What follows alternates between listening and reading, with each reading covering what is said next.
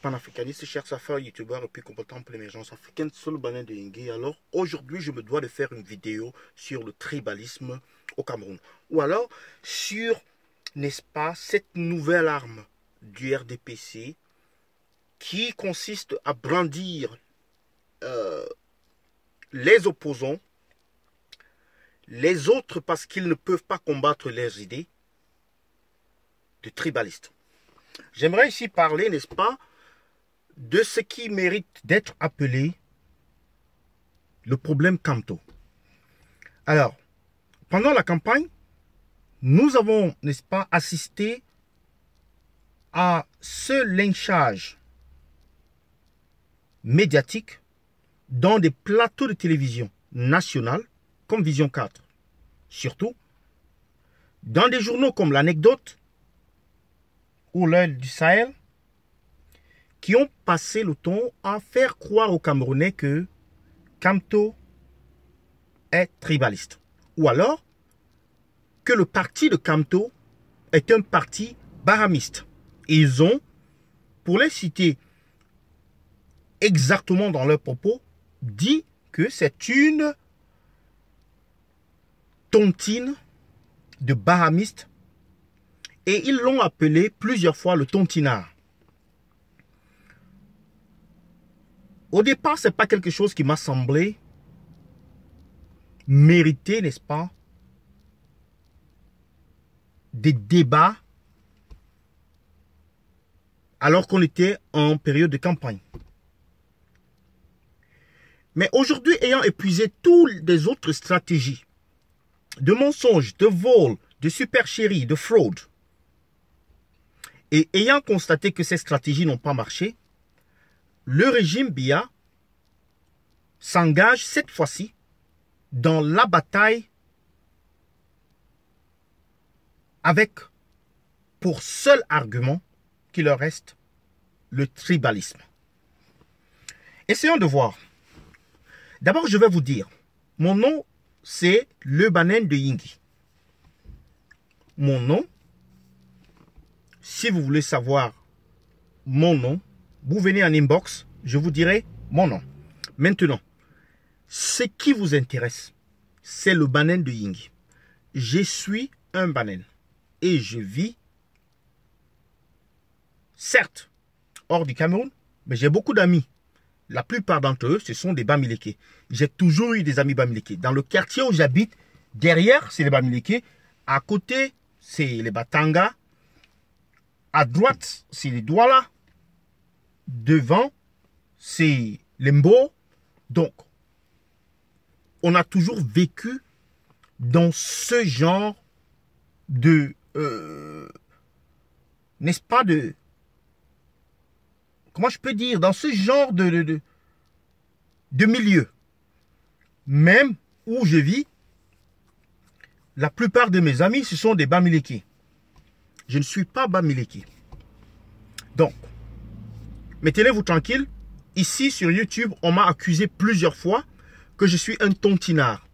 Parce que avoir peut-être la façon dont je parle, peut-être mes idées, cela ramène à croire que je suis un tontinard. Mais tenez-vous tranquille, je dis, tous les Camerounais sont tribalistes. S'il faut parler du tribalisme au Cameroun, tous les Camerounais sont tribalistes. Pour la simple raison que si vous avez une opportunité de donner de l'emploi à quelqu'un, vous penserez d'abord à donner de l'emploi aux vôtres, aux gens de votre tribu. Les Camerounais le font.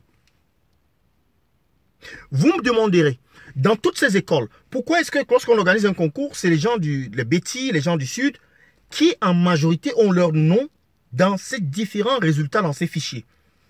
Vous me demanderez pourquoi quand vous allez dans des bureaux officiels, que ce soit à Douala ou à Yaoundé, qu'on en arrive à parler le Béti ou le Yaoundé dans un bureau officiel où le Béti et le Yaoundé ne sont pas considérés comme la langue officielle. Vous me direz pourquoi. C'est simplement pour vous dire que on est dans une période ou une phase où on utilise la division comme dernière arme. Et pour, n'est-ce pas, affûter bien cette arme, on lance le tribalisme comme munition. Et voilà donc des bêtis qui se mettent à insulter les Bamileke en disant que les Bamileke veulent gâter le pays, en disant que les Bamileke veulent la stabilité dans le pays. Mais si le RDPC a perdu les élections, le RDPC n'a qu'à laisser le pouvoir, Paul Biya n'a qu'à laisser le pouvoir, il n'y a pas de problème. Non. Leur vision, c'est que, oh, laissez-nous frauder, sinon, en réclamant votre vote, ou alors en contrôlant votre vote, ou alors en voulant faire éclore la vérité, vous allez amener le trouble ou le soulèvement au Cameroun. Et nous ne voulons pas de ça. Mais pourquoi vous avez organisé les élections? Il fallait nous dire que c'est un royaume. On n'organise pas les élections ici. Parce que c'est un royaume. Alors le président, il est là à vie jusqu'à ce qu'il meure. Mais tenez-vous tranquille, cher peuple camerounais. Nous devons saisir cette opportunité pour nous débarrasser de ce régime fasciste. Ce régime hyper égoïste. Ce régime satanique, ce régime sanguinaire, ce régime de la médiocrité. Parce que si M. Biya n'accepte pas sa défaite et ne part pas, sachez que, un, M. Biya ne pourra pas finir ce mandat, de deux, il se fera remplacer par son fils. Un peu comme au Gabon. Et vous n'aurez rien à dire. Puisque ça sera Paul Biya remplacé par Franck Biya.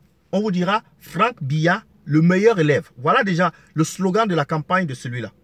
Le meilleur, je ne sais pas, successeur ou je ne sais pas quoi. Pourtant, il est nulle part. Vous ne le voyez nulle part. Donc c'est ce que j'avais à vous dire aujourd'hui. Cette histoire de tribalisme n'existe que dans la tête des griots du régime.